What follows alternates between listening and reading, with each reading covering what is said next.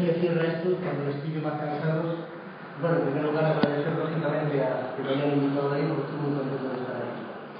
También quiero decir antes de empezar que no es una charla fácil la que traigo hoy. No es de las que a mí más me...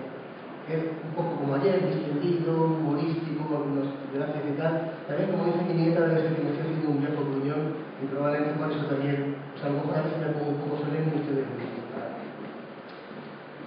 Delante del título de la conferencia hablo de los cuidados como ámbito ideológico. Es evidente que los cuidados son un ámbito disciplinario, son un ámbito profesional, propio de la enfermería, no solo de la enfermería,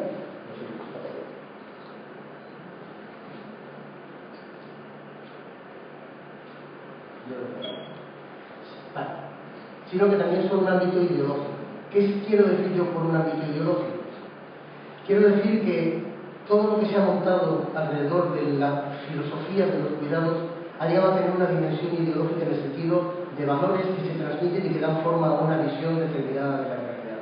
Y yo voy a hacer una crítica de algunos excesos ideológicos y sobre el ámbito de los cuidados y sobre cómo también esto está poniendo las cosas bastante más difíciles a las enfermeras. Hace 2 meses y medio, creo que fue en marzo, estaba yo en el hospital de Valdecilla invitado para una jornada sobre humanización y al finalizar, bueno, no fue al finalizar por la noche, ya cuando fuimos a cenar los ponentes, se acercó otra de las ponentes que había dado una charla de 20 minutos en la mesa nuestra sobre humanización en una planta de pediatría del hospital de Valdecilla. Me cogió del antebrazo y me dijo: Juan, te quiero dar las gracias. Y dije: gracias por venir. En una profesión no quiero dar las gracias porque ¿sabes lo que he sentido cuando oí tu conferencia? He sentido alivio. ¿Pero alivio a qué te refieres? Ahora lo explico. Una de las diapositivas que puse en aquella conferencia es esta de aquí, en la cual lo que se quería decir es bastante sencillo. ¿Por qué lo que para otros grupos profesionales es un pecado venial, eso de no cuidar las formas, el tema humano, de la relación, el no atender a la familia, el no ser empático y no ser tal, en la enfermería es un pecado mortal, casi un crimen de lesa humanidad? ¿Eso qué significa? Que la enfermería tiene una sobreobligación, ese síndrome de los ángeles de la caridad, que se acuñó hace un siglo en la Primera Guerra Mundial, tiene una sobreexigencia, o es que el resto de los profesionales que tratan a las personas tienen una subexigencia con respecto a la humanización de los cuidados. Evidentemente, todas las profesiones que tienen que ver con las personas tienen que tener un componente humanitario, un componente de humanidad, un componente de empatía. No me refiero únicamente a las profesiones sanitarias, me refiero también a las profesiones docentes, por ejemplo. Mi mujer es pedagoga y trabaja con chavales que tienen problemas de aprendizaje y es difícil no ser empático cuando tú miras a tus hijos con una mente sana, sus trabajos, sus estudios, y tienes que lidiar con otros chavales que tienen déficits cognitivos o problemas. Es muy difícil no ser empático. ¿Toleraríamos que alguien que trabaja con ellos no fuera empático? Yo creo que difícilmente. Quienes trabajan en los servicios sociales, sí parece que disculpamos por lo que tengo entendido a quienes trabajan en los servicios de empleo, que son funcionarios bastante poco empáticos, que no se dan cuenta de que están trabajando con personas en situaciones muy complicadas y sin embargo están allí todos tiesos, jerárquicos, manteniendo una posición distante. Lo cierto es que de todas estas profesiones, trabajadores sociales, etc., parece que la enfermería tiene una sobreexigencia con respecto a la atención al lado humanitario de la asistencia. Y eso le decía a esta mujer, que decía la de Santander, Carmen, la que se llamaba, le decía: ¿sabes lo que pasa? Que esto que tú dices, yo lo he sentido muchas veces y me he sentido una mala enfermera. Fíjate que yo trabajo con niños y ves que me preocupo, me he sentido una mala enfermera porque hay días en los cuales uno no está para nada, en los cuales uno le es muy difícil por atender las obligaciones del día a día, como para poder además aportar ese lado humano, y a mí me da la impresión de que me están exigiendo que sea una súper enfermera. ¿Y sabes lo que me da miedo? No ser capaz de ser, sino ser capaz muchas veces de sentirme como esa súper enfermera. Y lo oyen a mí, es que vosotras tenéis un problema muy serio, que es que pagáis un peaje emocional por vuestro trabajo. Otras profesiones también, pero especialmente la enfermería, pagan un peaje emocional. Eso lo saben muy bien las organizaciones que os contratan, y ese peaje se va convirtiendo en un chantaje emocional. Un chantaje emocional muy duro para todos. Bueno, dicha la anécdota y explicando un poco los antecedentes, voy a centrarme en hablar de chantajes emocionales y también de ciertas falsificaciones históricas. Hay una novela, yo creo que fue la segunda que escribió el premio Nobel Mario Vargas Llosa, que se llamaba La Catedral. Era una obra monumental, no solamente por el monumento de la catedral, sino que eran todos de 600 páginas. Y la primera frase, yo me la aprendí, no sé por qué, cuando leí, decía así: ¿en qué momento se nos jodió el Perú, Zabalita? Zabalita era conmigo. ¿En qué momento se nos jodió el país? Es una historia de siglos. ¿En qué momento? Era un momento pre-revolucionario, con un golpe de Estado, militar, etc. De ahí me surgiría esto, preguntar, ¿en qué momento esto que yo cuento de este chantaje y excesos emocionales, en qué momento se produjeron? La respuesta que da en principio es muy fácil. Esto empezó con Flores de Nightingale. Ella es nuestra esencia, ella es nuestra guía, es nuestro cantil, nuestra linterna, la que nos guía en la oscuridad. Y ahora parece que es así, por tanto, tenéis en vuestros hombros 150 años de historia que no podéis tirar por la rueda, y eso supone vuestra esencia, etc. Bueno, pues las cosas no son así exactamente. Me vais a permitir que haga 5 minutos una cierta divulgación histórica para ver que a veces nos está vendiendo una moto que no se corresponde. Mirad, si te creéis en Google Nightingale y compasión es el término anglosajón que se utiliza aquí como humanidad, tener compasión, pero no en un sentido religioso, sino en un sentido de empatía, ¿no? Te crees en Google Nightingale y compasión, salen artículos como estos. Este artículo está publicado en un Times, una revista muy importante, y en ella se nos dice, ahí está que estamos levantando, no sé si se ve, que la compasión desde los tiempos de Nightingale es lo más importante que tiene la vida.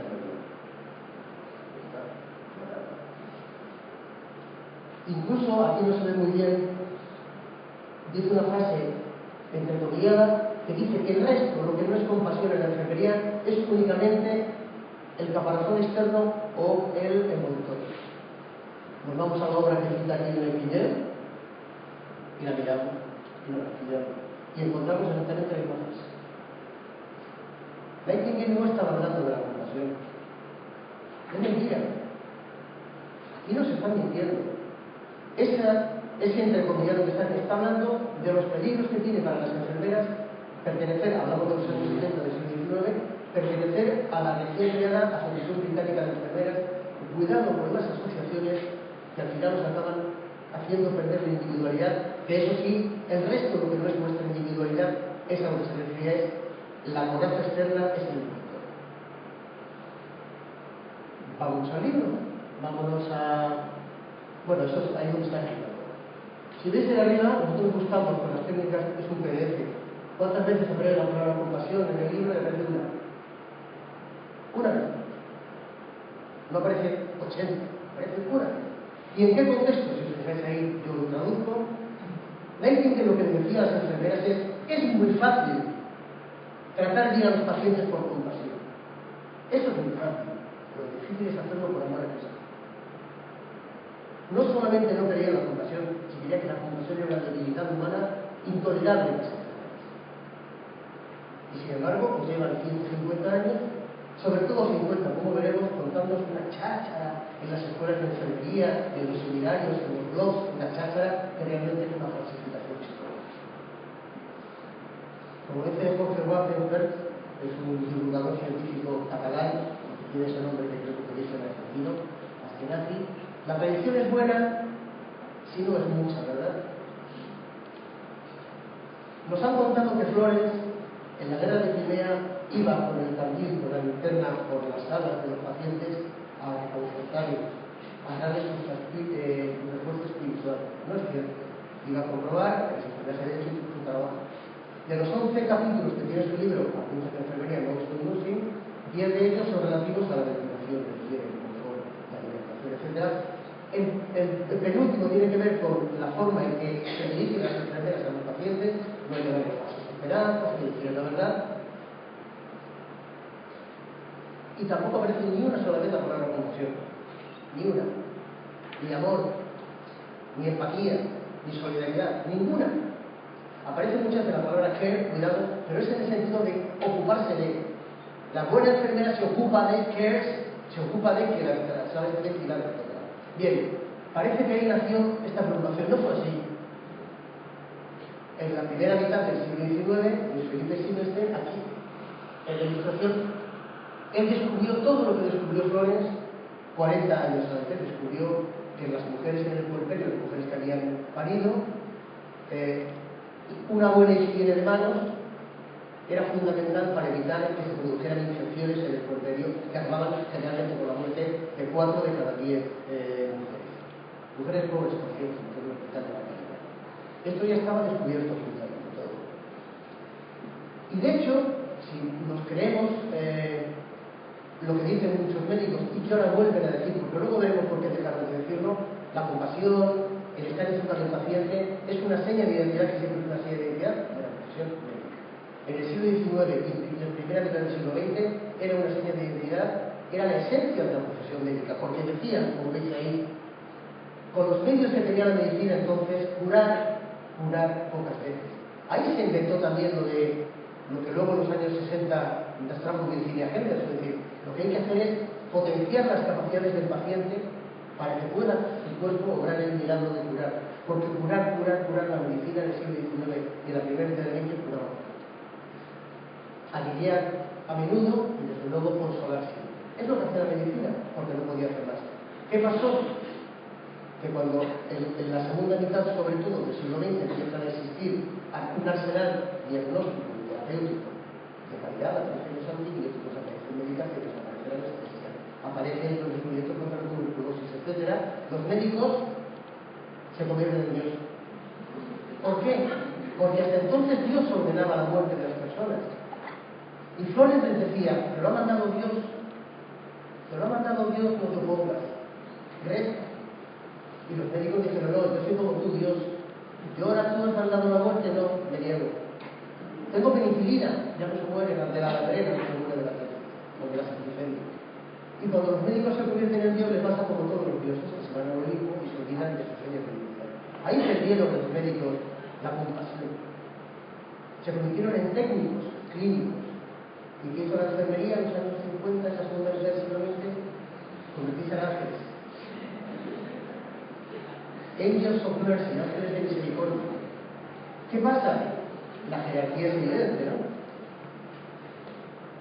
Dios, los ángeles. Bueno, pues efectivamente es como así. Cuando hoy las enfermeras dicen, es que yo no quiero tener que hacer aquello que no quiere hacer el médico, lo hicisteis en la segunda mitad del siglo XX. Afortunadamente para los pacientes, que cogisteis la antorcha de lo que era una seña de identidad médica. Por eso cuando hoy en día me dicen, ¿tú quieres que ponga el énfasis en la ciencia y pierda mis señas de identidad, pierda mi esencia enfermera? Yo le pregunto, ¿qué señas de identidad y qué esencia? No vienen de hace siglo y medio, vienen de hace 40 años. Y están utilizadas y a veces manipuladas por las élites intelectuales enfermeras para conseguir un mayor desarrollo de la disciplina enfermera que no de la profesión enfermera. Bien. Acabado este largo preámbulo con su parte histórica, su anécdota, etc., voy a hacer un repaso desde la sociología de lo que hoy en día, en el siglo XXI, tiene que enfrentar la profesión de enfermería. Tiene que aprender a gestionar dicotomías. No se puede ser maniqueo. Yo soy A o soy B. Por ejemplo, yo soy una ocupación y no quiero perder mi edad por mi ocupación porque soy vocacional, porque soy empático, porque soy humanista, porque soy solidario. Y eso es característico de la ocupación. Y desde la profesión dice, yo no quiero perder tampoco mi identidad de profesión. Conocimiento científico, autonomía profesional, independencia de criterio, juicio facultativo, etc. Parece que cuando uno dice, ¿no os parece que estéis poniendo demasiado la balanza en el lado de la humanidad? Le responde, es que tú quieres que pierdas. No, yo no quiero que tú pierdas. Quiero que aprendas a gestionar dicotomías, que aprendas a que hay que encontrar puntos de equilibrio y no ser un ser enceguecido por la ideología y por el discurso tradicional. Más dicotomías, humanidad y ciencia, que es lo que da el segundo nombre o la segunda parte del título de esta conferencia, ¿no? Humanidad contra ciencia, ¿no? La humanidad es importante, la ciencia es muy importante. Luego veremos por qué surgen problemas a la hora de si no se gestionan bien estas dicotomías. Bueno, en tercer lugar tenemos otra dicotomía. Queremos tener autonomía conceptual o autonomía funcional. ¿Qué es la autonomía conceptual? Tener una disciplina propia y reconocida. Es decir, que yo en el ámbito académico puedo hacer lo que quiera, porque hablo de mi campo disciplinar y desarrollo lo que quiera. ¿Cuál es el problema? Que en el trabajo, otra vez la dicotomía que no está en disciplina o profesión, lo que es fundamental es tener autonomía funcional, autonomía de funcionamiento. Ser capaz de ser autónomo profesionalmente. ¿No dice usted que tiene su campo de actuación? Trasládelo a su funcionamiento, trasládelo a su ámbito como una autonomía funcional y no únicamente como una autonomía conceptual o disciplinaria. Rol o estatus. El rol es encontrar satisfacción en lo que haces, en tu trabajo, y el estatus en la capacidad de decisión que tienes en el lugar que ocupas dentro de las estructuras profesionales. Es muy difícil compatibilizar ambas. Muy difícil encontrar tu mayor satisfacción en lo que haces día a día y luego no sentirte frustrado si lo que haces día a día no te permite desarrollarte y progresar, sino simplemente hacer todos los días. Otra dicotomía, la última que tengo aquí, es entre el desarrollo horizontal y el desarrollo vertical. A ver, la enfermedad se ha desarrollado tanto en estos últimos decenios que ya es muy difícil que pueda ampliar su ámbito de trabajo, su ámbito conceptual en horizontal, es decir, ocupando nuevas actividades propiamente enfermeras. En un momento determinado va a tener que asumir competencias y funciones y roles que son de otras profesiones, porque entre otras cosas, y no tengo tiempo para hablar de ello, los sistemas de salud así se lo están demandando. En definitiva, se trata de que son dicotomías que hay que gestionar. Hay un desarrollo conceptual muy importante que estas dicotomías las convierten en dos. Unas autoras, una economista y una enfermera. La economista americana, estadounidense, enfermera canadiense. Dice, las enfermeras, ¿qué hacemos? Las enfermeras trabajamos sobre la mente y sobre el cuerpo de las personas. No voy a leer lo que pone ahí porque supongo que sabéis leer. Y por otro lado lo hacemos con la ciencia y lo hacemos con la humanidad. Permitidme que le llame humanidad porque compasión queda un poco dramático, empatía queda demasiado técnico, con humanidad. Y vosotras actuáis sobre las personas, sobre su mente y sobre su cuerpo, y actuáis con la ciencia y actuáis con la humanidad. Eso corresponde a diferentes funciones y roles que desempeñáis en vuestro trabajo en el hospital, en el centro de salud, en el centro de transfusiones, o en un geriátrico, donde sea que la desarrolléis. Pero esto tiene consecuencias, fijaros en este gráfico, de estas 4 zonas de vuestro trabajo, que básicamente es lo que hacéis, ¿qué es lo que la sociedad os reconoce bien? Lo que más reconoce la sociedad es el trabajo de humanidad que realizáis sobre la mente de las personas. Vuestra capacidad para ser empáticos, para estar 24 horas al día al lado del paciente, para animar, para informar, etc. Eso es lo que más se reconoce socialmente en las encuestas. De ahí que en la mayor parte de los países, en Estados Unidos pasa y en España también, la enfermería es la primera o la segunda profesión mejor valorada por los ciudadanos cuando se pregunta, porque como me recordaban, en esta última oleada del Centro de Investigaciones Sociológicas no se incluía la enfermería. En la anterior, hace 4 años, era la segunda profesión mejor valorada, lo siento, detrás de la enfermería, de la medicina. Sucede que lo que más se valora precisamente es ese trabajo humanitario con el cuerpo, con la mente de las personas. Y sin embargo, si veis abajo la retribución, es lo que menos se retribuye. Lo que menos le interesa a un gerente de un hospital cuando tiene que contratar enfermera es el abordaje de este área del trabajo humanitario que además casi toda la gente. Por el contrario, se valora mucho más desde el punto de vista laboral por el tema del trabajo científico sobre la mente, etc. Bueno, quiero decir que, como siempre digo, y esto me lo digo más fino, los cuidados tienen muy poco valor de mercado. Muy poco. Venden muy poco. A los gerentes de los hospitales no les conmueve esta parte humanitaria que se requiere. Gente que trabaje duro, que trabaje bien, que trabaje técnicamente de forma solvente y sobre todo que sea muy polivalente. Y es el problema cuando lo que más nos gusta, lo que más vendemos tiene poquito valor de mercado, sucede que la enfermería, la profesión no progresa. Y progresar es carrera profesional. No quiero que se gradúe ahora antes el diploma con 21 años y a los 65, 65, 70 o 80, se jubile y dice, ¿tú qué has sido? Yo enfermera. Y llegué a la escuela de enfermera. Pasé igual con los maestros, La maestra, con 20 años es maestra y con 65 se jubila como maestra. No hay carrera profesional. Si no se tiene valor de mercado, no hay carrera profesional que sí tiene los méritos. Por ejemplo, si no se tiene valor de mercado, no se tiene retribuciones buenas. No se tienen incentivos, no se tiene competitividad en el mercado. no se reclama como oferta laboral. En definitiva, no tener valor de mercado suena muy feo. Es que este señor Vive nos dijo que yo no tengo valor de mercado lo que hago. Pero es que a mí es lo que me gusta bien. Simplemente digo, no tiene valor de mercado, lo cual significa que no aporta casi nada al comercio mundial.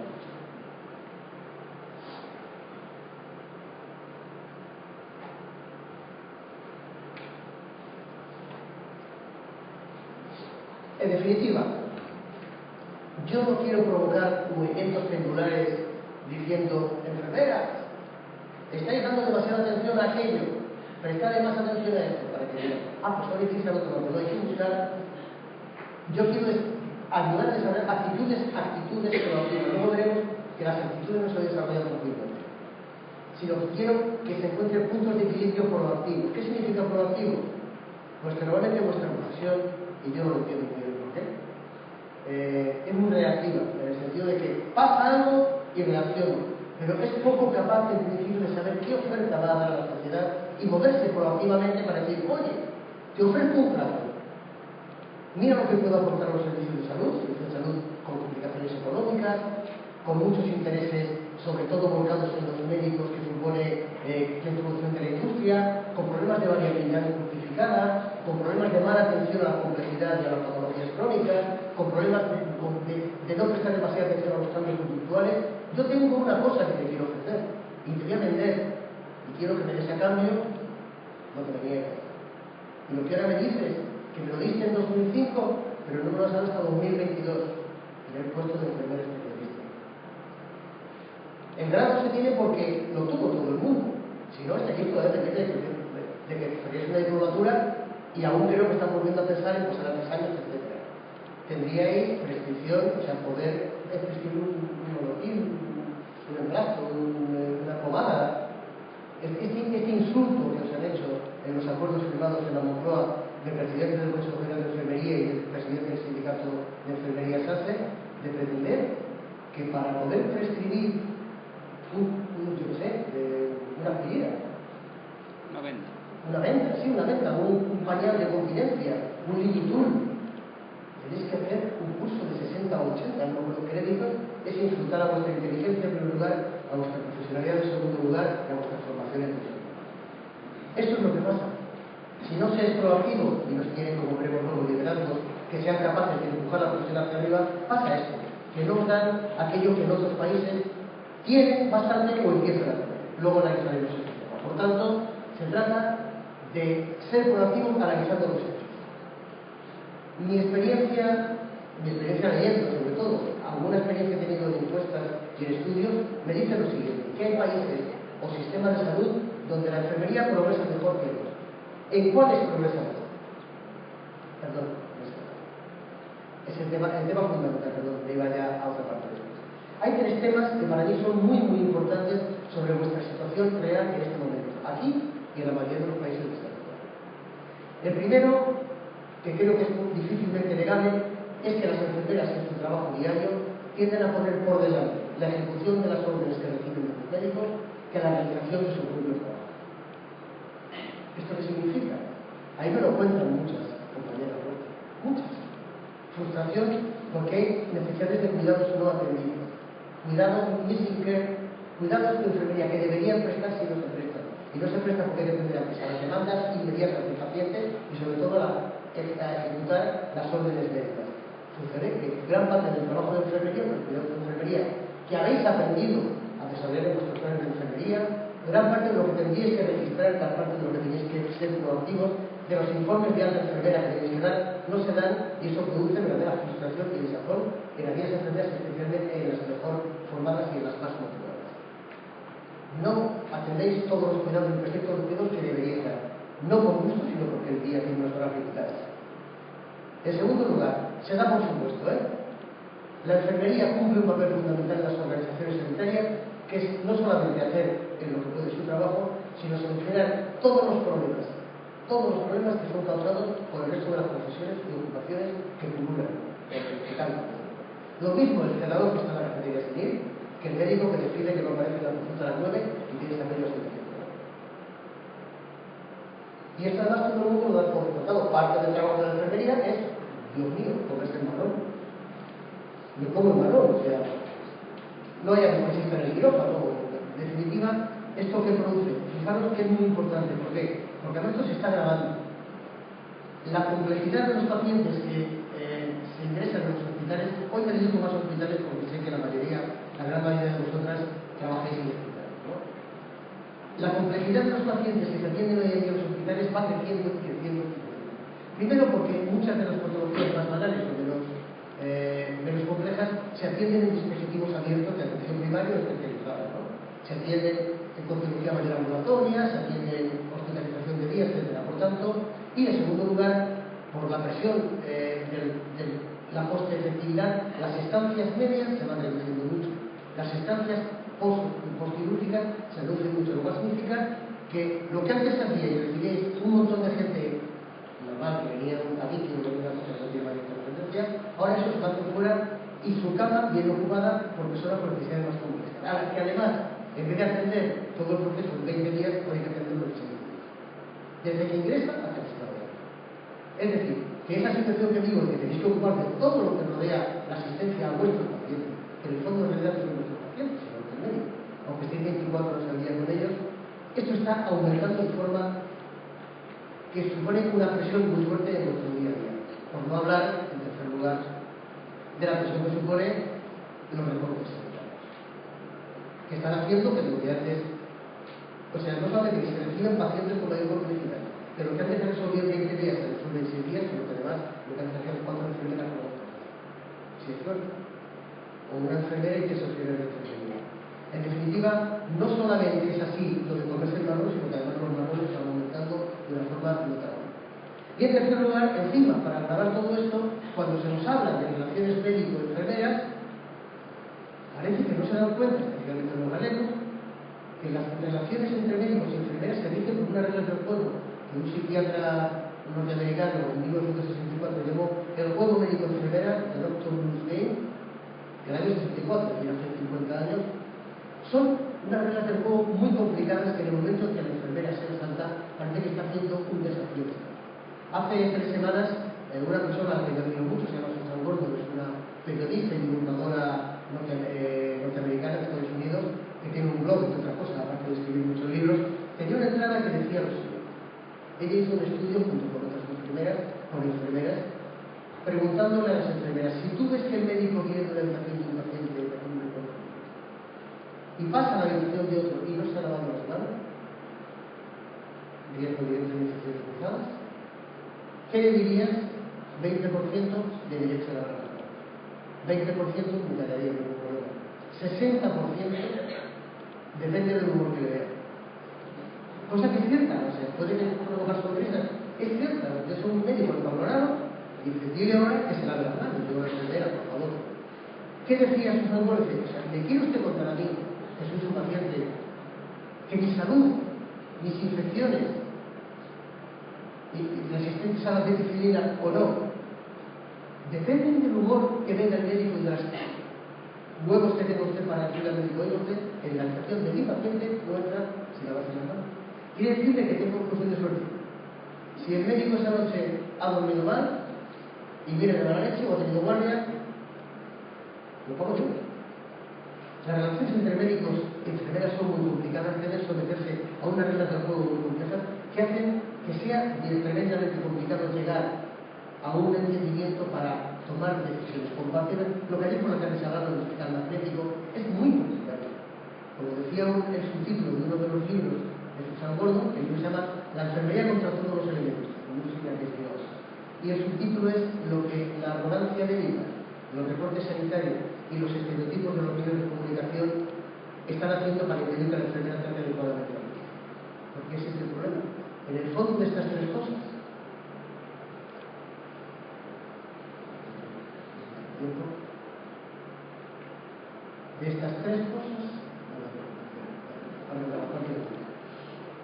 el problema de estas tres cosas no es tanto la satisfacción profesional de una profesión tan admirable en tantas cosas como la enfermería, sino que lo que se resiente y lo que se pone en riesgo es la atención.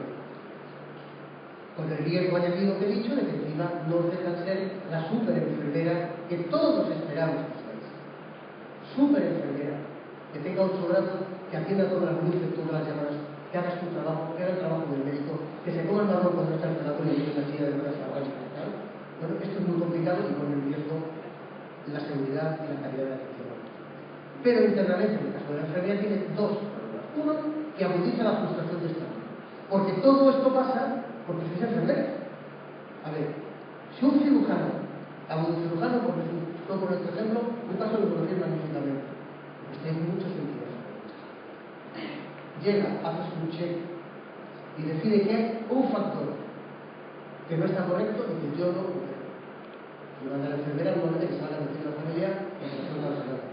Si una enfermera llegara y viera que no está todo en condiciones, como que hay una segunda enfermera capaz de verlo, de que hay algo que la esterilización no ha hecho bien, tiene capacidad ordinaria, como el médico, para cancelar la intervención sabiendo que se está poniendo en juego la seguridad del paciente. ¿Esto qué significa? Que hay una frustración de estatus en el sentido de que yo no puedo hacer valer mi autoridad profesional. Todo lo que sé, como enfermera, como dentista, como médico, estas cosas tan complejas que hacéis, yo no puedo ponerla en valor.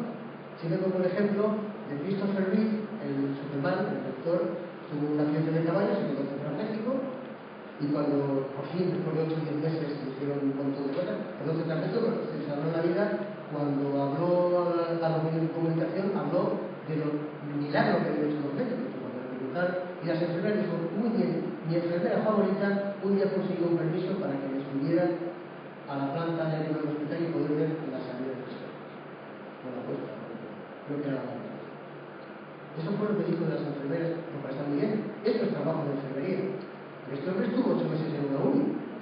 Yo, cuando era estudiante, fui celador y estuve con ellos en neuromédica y yo veo lo que hacen las enfermeras, desde la analgesia hasta coger sus clavias, hasta un montón de cosas complejas. ¿Cómo es posible? Y es maravilloso que dijeran que solo se acuerden después de 8 meses en una uni de que la enfermera les pudieron conseguir a la puesta de sol o lo que hacer. Eso es una frustración de estar, pero además es una frustración de rol. Disminuye la satisfacción de rol, cosa que antes, yo hace 12, en el 98, 16, como cosa tiene 16 años, parecía que eran 10 o 12, hice un estudio, una encuesta sobre las enfermeras, ¿no?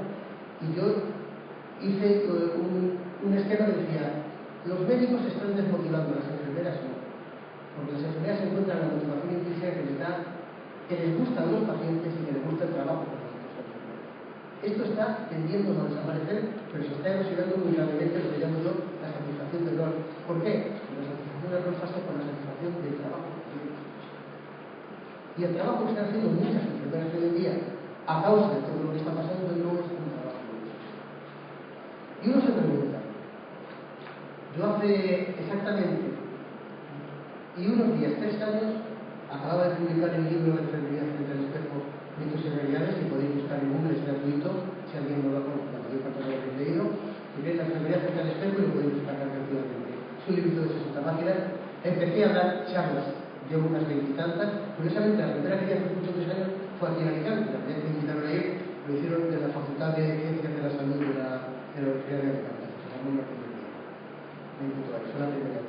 Y he ido a muchos eventos de todo tipo, de enfermería hospitalaria, de primaria, probablemente más de primaria, docente, investigadora, que damos clases en universidades, he tenido mucho contacto y he podido ver que hay muchos miles de enfermeras que en cientos de sitios, hospitales, centros de salud, centros de atención primaria, centros de transfusiones, escuelas universitarias, están haciendo un trabajo magnífico de investigación, de desarrollar estándares de evidencia para los cuidados, de diseñar guías, protocolos. Y todos esos miles de enfermeras en cientos de sitios, ¿por qué no tienen visibilidad? Y al final los ciudadanos solamente nos acordamos de si me subieron a la azotea. Pues probablemente porque faltan liberales. Pero se enciende el aviso de que vais sin cinturón de seguridad. Y por tanto, necesitáis un buen arma antes de pegar seguridad. Bien, vamos a la parte, digamos, si no positiva, porque aquí hay poco positivo, lo siento. Se mantenido. Ya dije que me está haciendo un error mundo. No en todos los sitios la enfermería está igual en una situación, desde mi punto de vista, bastante crítica. No está igual en todo. Hay sitios donde hay un mejor desarrollo de enfermero y sitios donde hay un peor desarrollo de enfermero o un menor desarrollo de enfermero. Por ejemplo, los países que tienen pocos médicos, como Estados Unidos no solo tienen pocos pocos médicos porque ha existido desde los años 20, un número clausus y un control muy serio por parte de las asociaciones médicas para que se produzcan justo los médicos que hacen falta para ganar mucha pasta. Para ganar $500.000 al año que regala un médico especialista y 180.000 que regala un médico de primaria. ¿Y qué pasa? ¿Que primaria 180.000? No, de primaria no tiene. En el medio oeste, en la costa oeste, en los Apalaches, en Alaska, la gente se vuelve malita. No van a ganar 180.000 euros en Alaska. Si lo sube casi, te no. ¿Y qué hacemos? Mandar enfermeras. Entonces, si una enfermera puede atender a algo de Alaska o de la costa oeste, del medio oeste profundo de Idaho, que van a ir los mormones, y si queréis que tienen algo especial los mormones de Idaho o los esquimales de Alaska, que a ellos sí les puede cuidar una enfermera y a la persona que vive en Londres o en Manchester no les puede cuidar. Esto pasa muchas veces como los pediatras de atención primaria. Si digo pediatra de atención primaria, lo atiende el médico de familia. Y no pasa nada, no hay evidencia de muerte de ahí. Entonces, ¿para qué queremos pediatras de atención primaria? Tenemos más médicos de familia, porque no se vayan a aplicar. Bueno, preguntas como esta, pues efectivamente pasa así. ¿Hay pocos médicos? Pues la buena enfermera. Y entonces, ¿qué es lo que pasa? Que Estados Unidos se ha entendido y les han dicho a los congresistas: oiga usted, si yo valgo porque el médico no se quiere ir a Idaho, y yo valgo para cuidar a los pacientes de Idaho, quiero poder cuidarlos autónomamente sin que tenga que firmarme de recetas un médico en Nueva York. Y allá 23 países de Estados, perdón, de 50, donde las enfermeras de práctica avanzada, cierto que no es cualquier enfermera recién salida de la universidad, le va con requisitos de antigüedad y de preparación. Lo que sería aquí una enfermera con 10 años de un máster universitario puede ejercer autónomamente. Quedan todavía 27 estados en los que no, pero poco a poco se van levantando las restricciones. Donde hay pocos médicos es estupendo. Donde hay muchos médicos, no. ¿Y en España qué es lo que tenemos? Muchos médicos en España. Y en los años 70, muchos. Ahora está bajando por los recortes. Hemos sido siempre el tercer país desarrollado de la OCDE con mayor número de médicos, junto con Italia y junto con Francia. ¿Y qué pasa cuando hay muchos médicos? Perdón. Si además de pocos médicos hay pocas enfermeras, ya ni te cuento. Porque usted se puede ir a Idaho o a Nueva York y encima puede poner. No, ¿a qué hora no voy? ¿A qué hora no voy? ¿Qué me ofrece por ir? No, ya sabes, se me gana 90.000. A ver, si el médico de Nueva York gana 180.000, yo en Idaho, haciendo lo mismo, voy a ganar 90.000, no voy a Idaho. Bien, pues en España pasa que no solamente hay muchos médicos, sino que ha habido siempre pocas enfermeras. Y ahí no pongo una flecha, sino igual hay pocas enfermeras porque ha habido siempre muchos médicos y también hay médicos. Y también porque ha habido muchas enfermedades. Cuando salen del Consejo General de Enfermería y de la Enfermería, en España faltan 107.000 enfermeras. En España hay personal de enfermería que son. Y tiene una ratio que en mi blog lo he ido sacando con tablas farragosas y tal. En España el número de personal de enfermería por población y por médico está bastante en la línea, incluso un poquito más arriba de la línea. Lo que sí es atípico en España es que el 40% de las enfermeras, perdón, del personal de enfermería sean auxiliares de enfermería o técnicos en cuidados auxiliares de enfermería. Eso es lo que no pasa en ningún país. Pero, por otro lado, ¿por qué hablo de diferenciación horizontal? En Estados Unidos, en Inglaterra, en Canadá, en Australia, en Holanda, en Sudáfrica, en el Reino Unido, por supuesto, hay enfermeras de todos los pelados. Pocas se llaman enfermeras. Igual le ponen assistant o le ponen adjunta o lo que sea, pero hay enfermeras con formación equivalente a la de nuestros auxiliares, hasta enfermeras universitarias con un bachelor de 4 años. Hay de todo tipo y todos son enfermeras. Cuando uno revisa las estadísticas de la OCDE o de la OMS, se vuelve loco. Porque tú vas a países donde contabilizan enfermeras, por eso España tiene tan poca, y dices, vamos a ver, si esta enfermera ha estudiado 2 años y no en una universidad, ¿por qué le llaman enfermera? Más que en realidad es assistant nurse. Vale, la enfermera no está considerada enfermera. Hay países donde se produce una gran diferenciación horizontal. Significa que hay enfermeras de 2 años, de 3 años, de 4 grados, con máster, con especialidad, prescriptora plena, prescriptora mediana, prescriptora medio pensionista. enfermera de anestesista, enfermera de cáncer de mama, me estoy refiriendo a profesiones que existen, puestos de trabajo que existen. En el Reino Unido, en Inglaterra, en el Servicio Nacional de Salud, hay 109 categorías de enfermero. En España hay 4, 5. Enfermera, supervisora, jefa de bloque, y no sé si habrá alguna. Ahora en la oficina de especialista de salud mental, matrona, enfermera especialista, hay 5, sí. La que nos faltaba hace 5. 109 en el Reino Unido. ¿Os metéis en la página que tiene de recursos humanos? Se llama NHS Careers, Carreras de Servicio Nacional de Salud, y ahí podéis ver cada uno de los 300. Y eso es muy ágil y da mucho libertad porque la enfermería puede resolver localmente problemas. Aquí hay un esquema formativo y punto.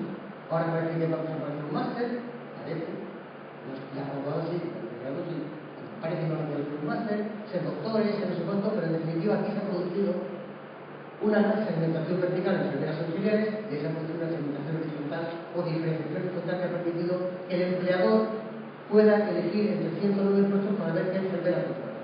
Y no tiene que mandar a una enfermera que sería para buscar empleo a una UBI pediátrica para que confunda las vías sin tener la vida. Hay una enfermera que hace eso. Y nadie consentiría que se contratara a esa enfermera para eso. Nadie. Más cosas. El sector sociosanitario es importantísimo para la enfermería, para su desarrollo. Sobre todo porque no solamente juega un papel muy importante como directivos y como líderes de los cuidados en el sector sociosanitario, sino porque es muy frecuente que muchas enfermeras en los países donde hay un sector sociosanitario sean empresarias del sector sociosanitario, pongan residencias, residencias asistidas, etc. ¿Qué es lo que pasa en España? Que no existe el sector sociosanitario apenas. Aquí hemos decidido siempre, y es una cosa estupenda, que a nuestros mayores, que a nuestros discapacitados, los cuidamos en la comunidad. Y hemos hecho una ley de dependencia, ya sí que se está pasando por el pueblo, pero hemos hecho una ley de dependencia que en su momento optó por un sistema de bonos, de muchachos, que se llama, ¿no? Claro, usted es en casa abuela, y yo le doy a usted 800 euros al mes. Pues usted no lo tiene que tratar de alguien que limpie, alguien que levantarle 3 veces al día. En otros países, incluyendo nuestra vecina Portugal, esto no se da. La mayor parte de los ancianos y gente discapacitada está en instituciones, ¿Qué es menos humano? Sí, pero para la enfermería, lamentablemente, las oportunidades de ejercer el liderazgo dentro de un grandísimo y emergente y creciente sector que es el sociosanitario no existe. Por tanto, una posibilidad fácil. Liderazgos. En los países donde se produce este gran desarrollo, también en Estados Unidos, en Canadá, en Oceanía, en Nueva Zelanda, Australia, no tanto como ellas presumen, pero bueno, sí se está produciendo, es cierto que se ha producido una gran profesionalización de lobbies profesionales que no tienen completo. No son culturas burocráticas corporativas, colegiales, etcétera, sino que son lobbies profesionalizados, que contratan a sus jefes de prensa, no a amiguetes, sino a un jefe de prensa, a un DIRCOM, a un director de comunicación, que contratan sus campañas publicitarias y que son capaces de plantar a 600 enfermeras delante del Ministerio de Sanidad y decirle al ministro: usted no pasa hasta que no reciba.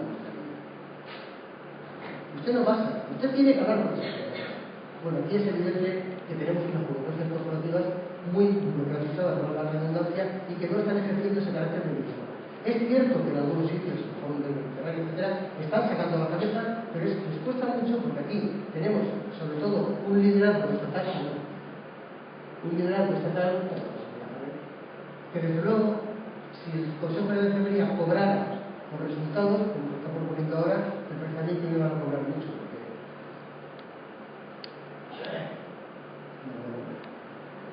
En definitiva, han desarrollado lobbies enfermeros muy poderosos y muy profesionalizados. No una burocracia corporativa que muchas veces son reactivas y muchas veces viven de después. Si en este caso van a saber que son cleptómanos, etcétera, ya ni te quiero contar, ¿no? Vamos, que son corruptos, que son tal, vale.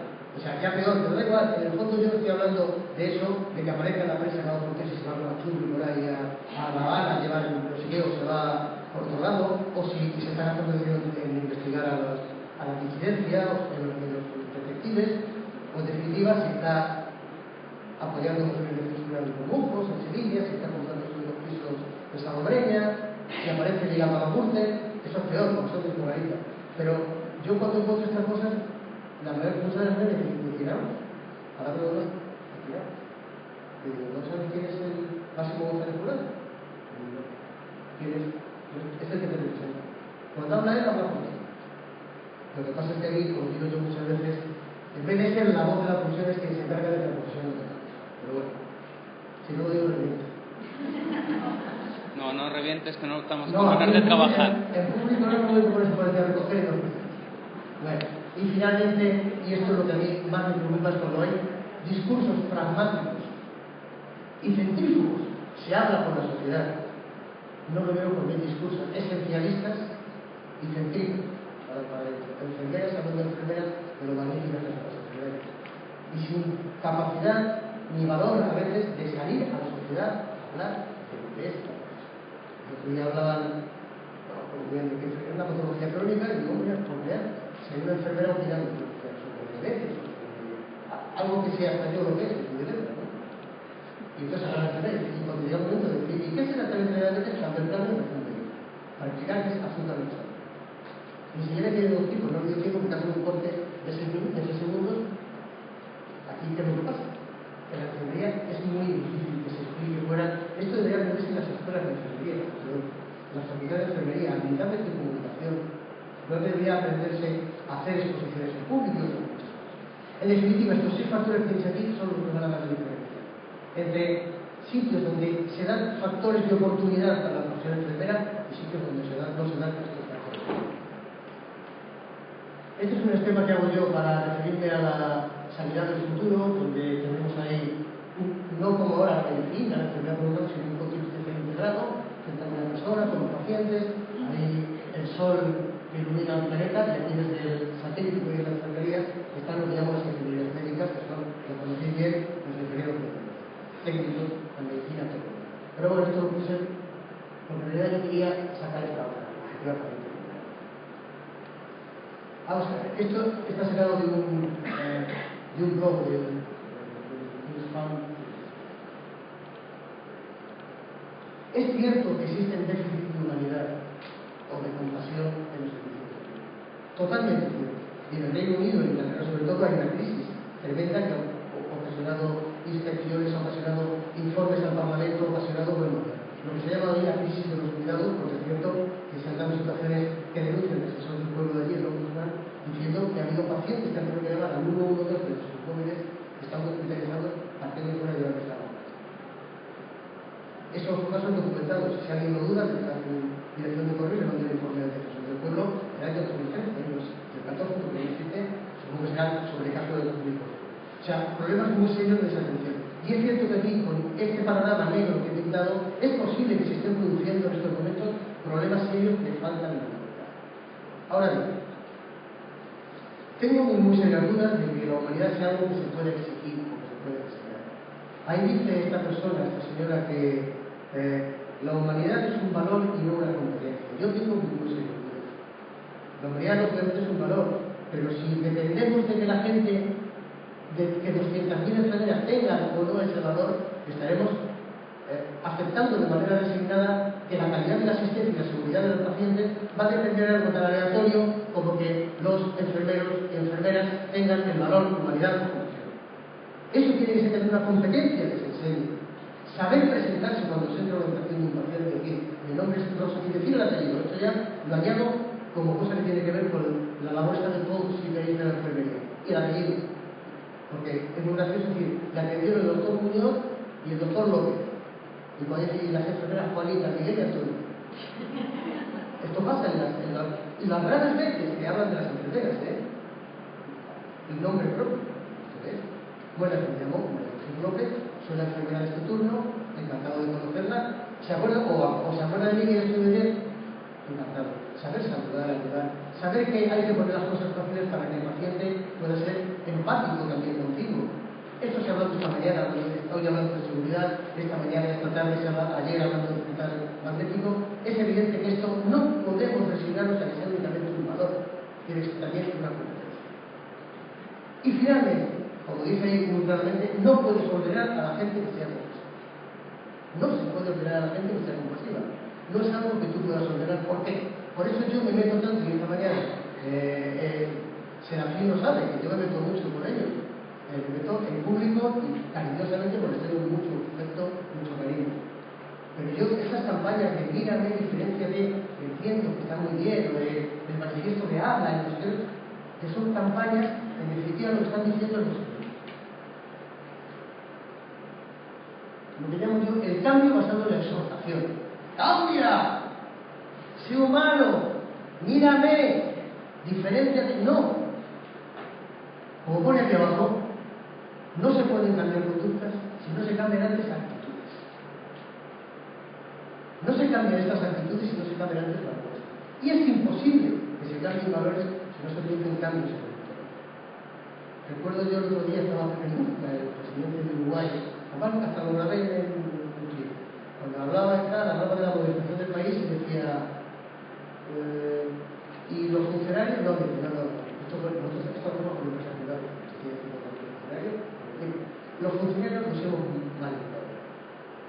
La culpa es nuestra, les hemos mal jugado, les hemos mal seleccionado, hemos enchufado a la gente, les hemos consentido que hagan lo que les dé la gana, que sean corruptos, tal. La culpa es nuestra. Pero yo para hacer eso de la Secretaría de la Educación, yo no me digo.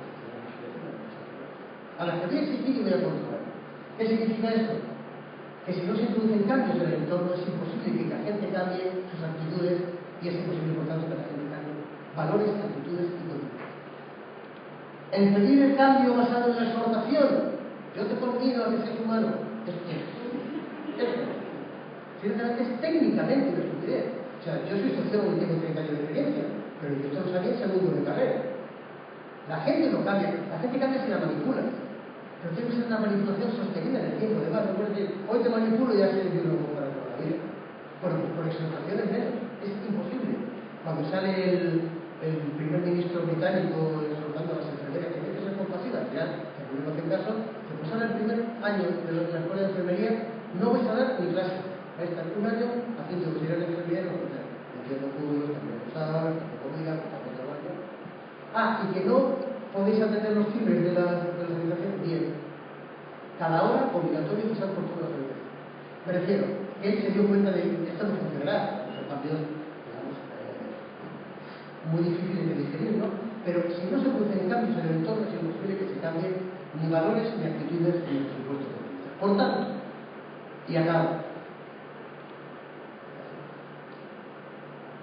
Cuando todos esos listos que esperan que sean superenfermeras o se exijan que sean superenfermeras, le decís a gente del hospital, pídeme que sea una superenfermera exactamente en ese momento que tú estés convencido de que tú eres el gerente de un superenfermero. Yo no puedo tener como enfermera un diferencial añadido de compasión, de humanidad, de hacer el cambio de turno y en vez de ir a las 3 y a las 3:20. Que es que me acabo de emplear 27 horas y media la jornada y encima me tengo que quedar. ¿Y me quedo por qué? Porque me están haciendo un chantaje.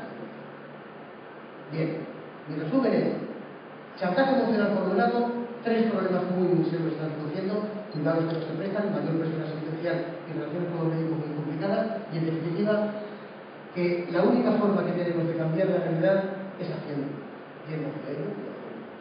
En definitiva, no dejar que nos coman el coco y sobre todo, no dejar tampoco que nos coman hacia dentro.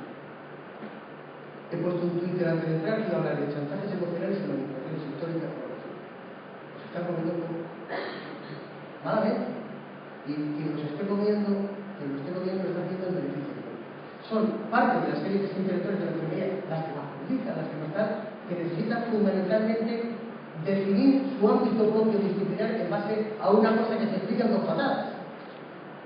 Y si me perdonáis por mi ignorancia, y a pequeñamente os lo ole, se explica porque tengo un componente técnico, que las enfermedades que yo desconozco, pero se explican 2 patadas. Bueno, ¿qué pasa? Que uno no puede ser catedrático de una cosa que se explica en 2 patadas. No puedes ser catedrático de lo que se explica en 2 patadas. Tú puedes ser de salud pública y es muy complicado explicar salud pública. De cirugía, de enfermería intensiva, de enfermería pediátrica. Pero claro, ser catedrático de ciencias enfermeras, bueno, pues hay que tener que de alguna forma consigo transmitir que yo pienso que hay una gran mistificación histórica y que hay que ser gente como así.